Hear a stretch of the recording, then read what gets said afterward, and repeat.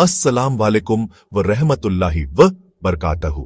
प्यारे भाइयों और बहनों, आज हम एक ऐसे विषय पर चर्चा करने जा रहे हैं जो हमारे जीवन को बदल सकता है, जो हमें अंधेरे से उजाले की ओर ले जा सकता है, जो हमें सच्ची खुशी और सुकून का रास्ता दिखा सकता है।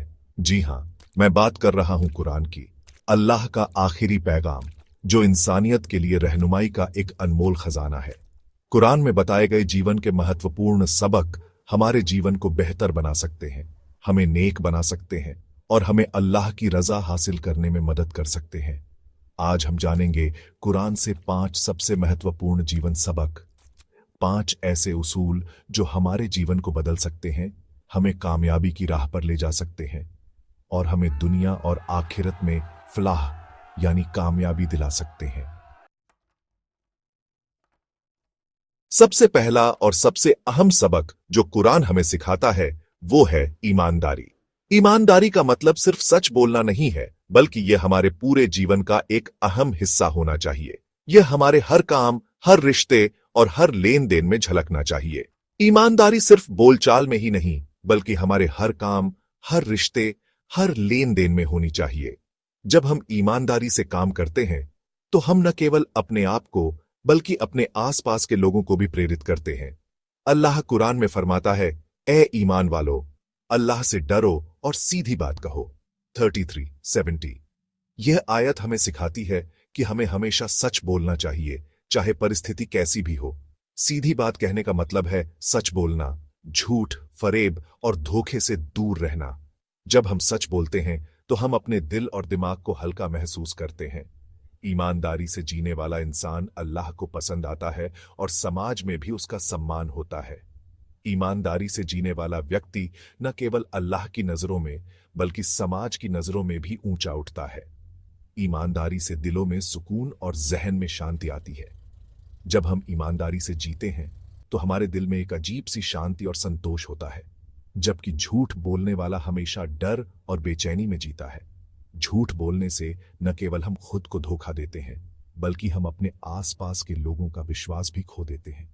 ईमानदारी एक ऐसा बीज है जो नेक कामों की फसल उगाता है और हमें अल्लाह के करीब ले जाता है। जब हम ईमानदारी से काम करते हैं तो हम नेक कामों की एक श्रृंखला शुरू करते हैं जो हमें अल्लाह के करीब ले जाती है।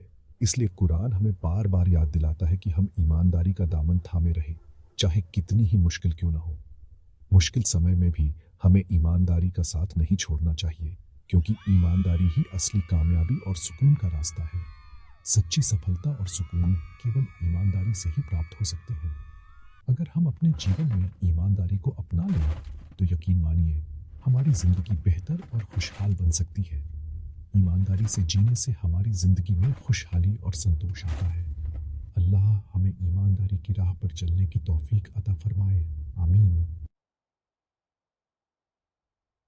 जिंदगी का दूसरा नाम ही उतार चढ़ाव है। हर दिन एक नई चुनौती लेकर आता है और हर चुनौती हमें कुछ नया सिखाती है।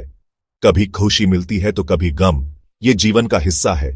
खुशियों में हम अपने आप को ऊर्जावान महसूस करते हैं और गम में हम अपने आप को मजबूत बनाते हैं। कभी कामयाबी मिलती है तो कभी नाकामी। कामयाबी हमें आगे बढ़ने की प्रेरणा देती है, जबकि नाकामी हमें सिखाती है कि हम कहां गलती कर रहे हैं और कैसे सुधार सकते हैं। ऐसे में सबसे जरूरी है सब्र, धैर्य। धैर्य हमें मानसिक शांति देता है और हमें सोचने का समय देता है कि हम अपनी समस्याओं का समाधान कैसे कर सकते हैं।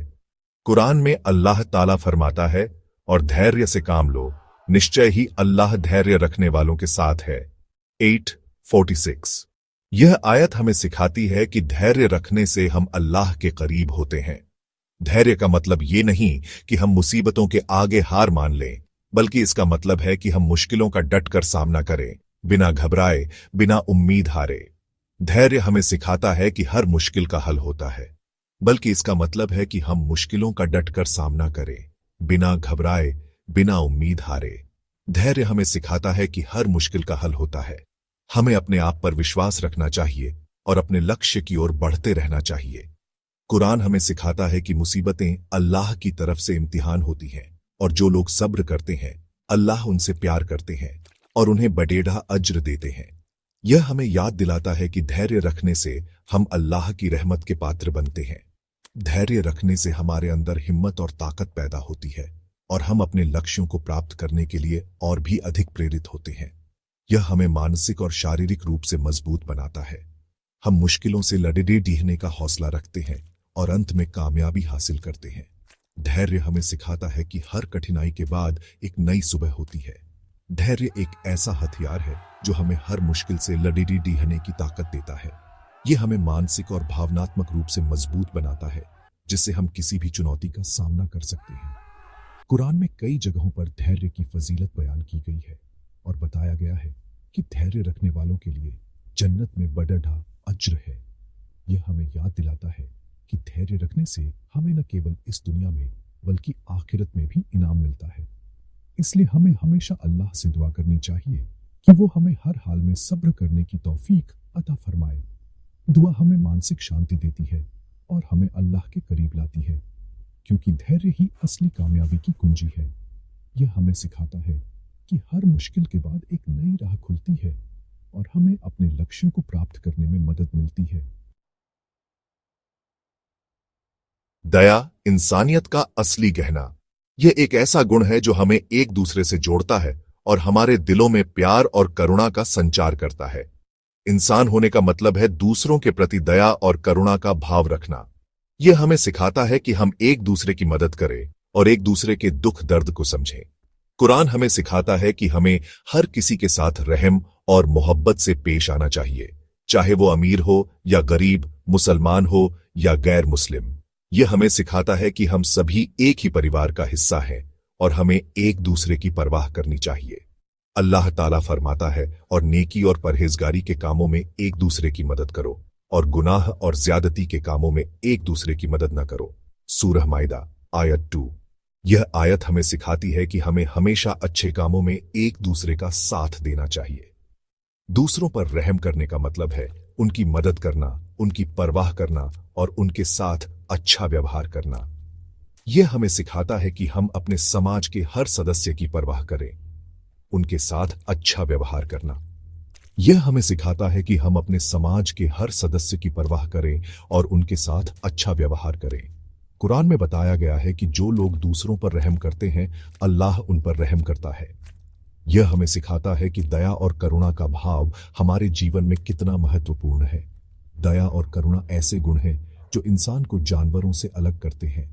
यह हमें सिखाता है कि हम अपने समाज के हर सदस्य की परवाह करें और उनके साथ अच्छा व्यवहार करें।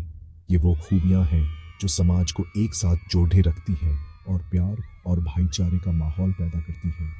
यह हमें सिखाता है कि हम अपने समाज के हर सदस्य की परवाह करें और उनके साथ अच्छा व्यवहार करें। इसलिए हमें हमेशा दूसरों के साथ नरमी और प्यार से पेश आना चाहिए और ज़रूरतमंदों की मदद करनी चाहिए।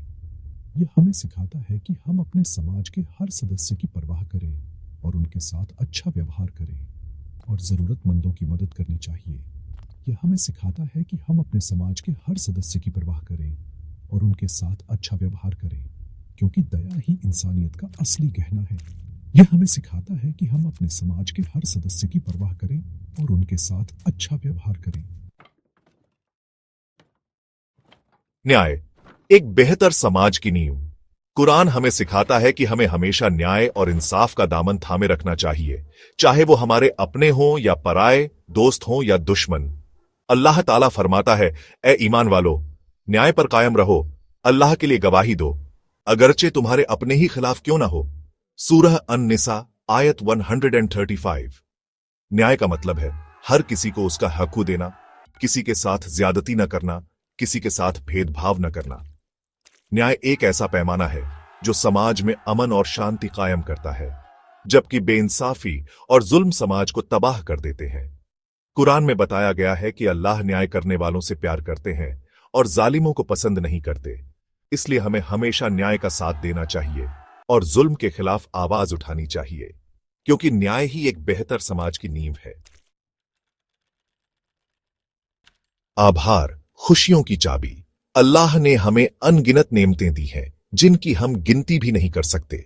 हमें सांस लेने को हवा मिलती है, पीने को पानी मिलता है, खाने को खाना मिलता है, पहनने को कपड़े मिलते हैं। ये सब अल्लाह की दी हुई नेमतें हैं। कुरान हमें सिखाता है कि हमें अल्लाह की दी हुई नेमतों का शुक्र अदा करना चाहिए शुक्र अदा करने का मतलब है अल्लाह का धन्यवाद करना, उसकी इबादत करना और उसकी दी हुई नेमतों को उसके बताए हुए तरीके से इस्तेमाल करना।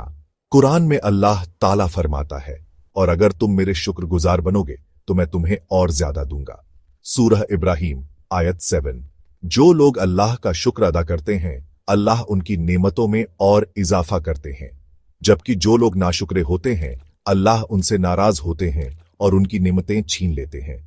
इसलिए हमें हमेशा अल्लाह का शुक्र अदा करना चाहिए, छोटी से छोटी नेमत पर भी, क्योंकि शुक्र ही खुशियों की असली चाबी है।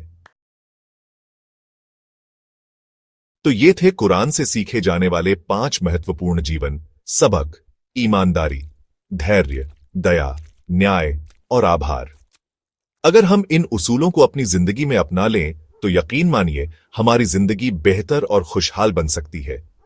ये सिर्फ बातें नहीं हैं, बल्कि ये अल्लाह के पैगाम हैं जो हमें कामयाबी और फलाह की राह दिखाते हैं। अगर आपको ये वीडियो पसंद आया हो तो इसे लाइक और शेयर जरूर करें, ताकि और लोग भी इन अनमोल बातों से फायदा उठा सकें। अल्लाह ताला हमें कुरान को समझने और उस पर अमल करने की तौफीक अता फरमाए। अस्सलाम वालेकुम व रहमतुल्लाहि व बरकातहू।